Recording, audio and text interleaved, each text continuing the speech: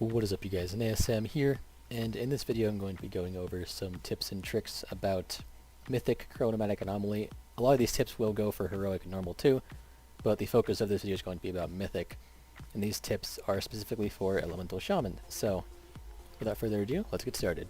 So first thing first, a lot of these tips and talent choices are going to kind of depend on your group and how much damage your group does, specifically how much AoE damage your group does and add damage your group does. But the one I went with, or the talent build I went with, was the default Lightning Rod build with Liquid Magma Totem, basically speccing for the AoE.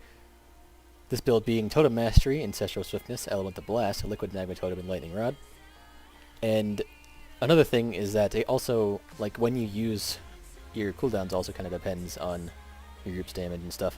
But if you're finding that you're not getting very much potential out of, let's say, Liquid Magma Totem because your guild has such good AoE DPS that all the ads die super fast, Lightning Rod is obviously, or Echo of the Elements is obviously a viable choice, and then if you feel like the ads are dying too fast for Lightning Rod to do anything, Ascendance and Ice Fury are both viable choices. Ice Fury is pretty good for all the movement, but overall I would say Lightning Rod's probably the better choice for 95% of people, and Liquid Magma Totem for progression is going to be the better choice for the majority of people as well. The way my guild did this specifically was we had 3 people go to the left ad and continuously interrupt and slowly kill it, while the rest of the raid, including the boss, went to the right ad and had the whole group kill that one. And then after that one died, we would sit there with Power Overwhelming for a couple stacks.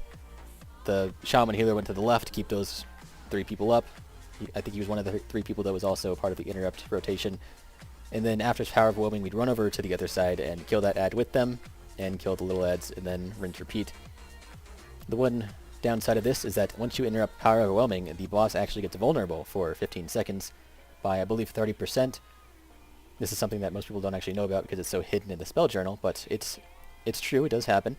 And the problem with this whole strat is that you're moving during the vulnerable time, which kind of sucks. This is something I cannot get the spell names right today. Ice Fury would do really well for, because you could do the movement while doing damage if you timed it right. But overall, you can kind of just stand there, Gust of Wind over to the Warlock Gateway or whatever, and then kill the ad. It's not a huge deal. Another thing, if your guild happens to be wiping at a certain point, like repeatedly, and that point happens to have little ads up, a very good option here is, this is one of the only times I'll ever suggest using this talent, but Ancestral Guidance is actually pretty good. I actually used it on our kill, and as you can see, by pretty good I don't mean particularly amazing or anything, because I was still 13th on healing, but the burst healing is decent, and Gust of Wind isn't really a necessary talent on this boss by any means, unless you're just trying to get the maximum damage out or something and trying to get to the other side quickly or get the time bombs out quickly. But in reality, you don't really need Gust of Wind for anything. So if your guild is really struggling with the healing at a certain point, I would suggest trying out Ancestral Guidance. So now let's talk about cooldown usage. I mentioned earlier that cooldown usage kind of depends on how much damage your guild does. What I mean by this is that for my guild, we killed the first set of ads in somewhere between 5 and 8 seconds.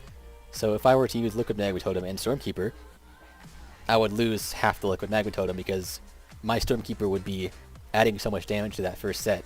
Because I'm probably the biggest AoE person on that fight, along with the Frost DK or whatever. So if I were to use both my cooldowns on the first set, or even both my cooldowns on the second set, I would be losing benefit out of one of them.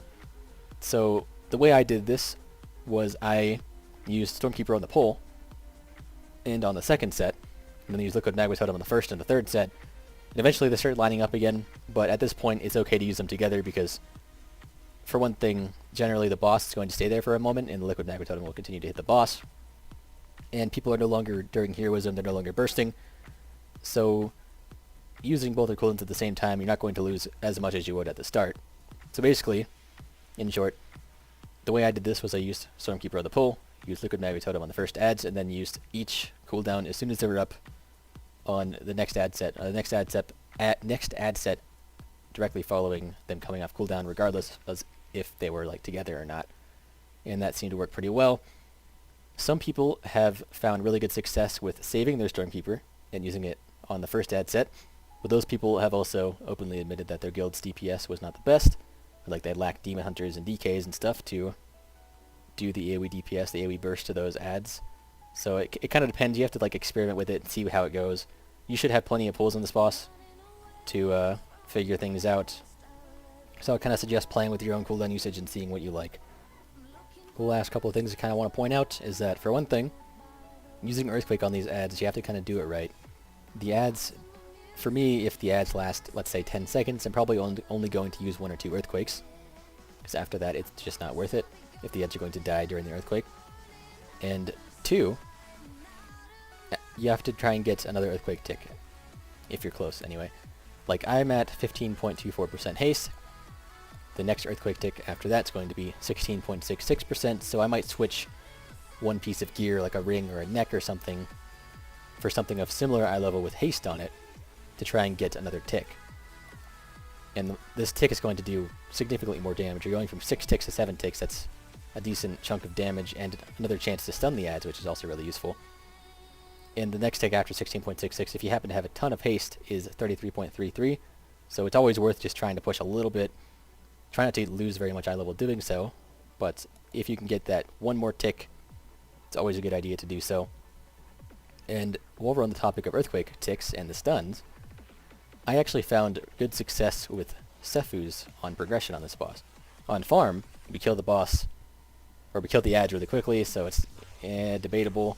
You also have to like hope the Earthquake stuns, but like you can also use Capacitor Totem, put it down as the big ads like disappearing, because the little ads will appear in time and then it'll stun it and boom, Sefus. So if you happen to have Sefu's secret, and you don't have other particularly amazing legendaries, like my other options were wrists and boots, I went with Sefu's and I definitely found more success with that than I would have with boots. So if you have that, definitely consider that as an option. So that about sums up all the tips I can give for this fight in particular. If you liked the video, please give it a like, all that other stuff, and hopefully you enjoyed. See you guys next time. Trilliax is next.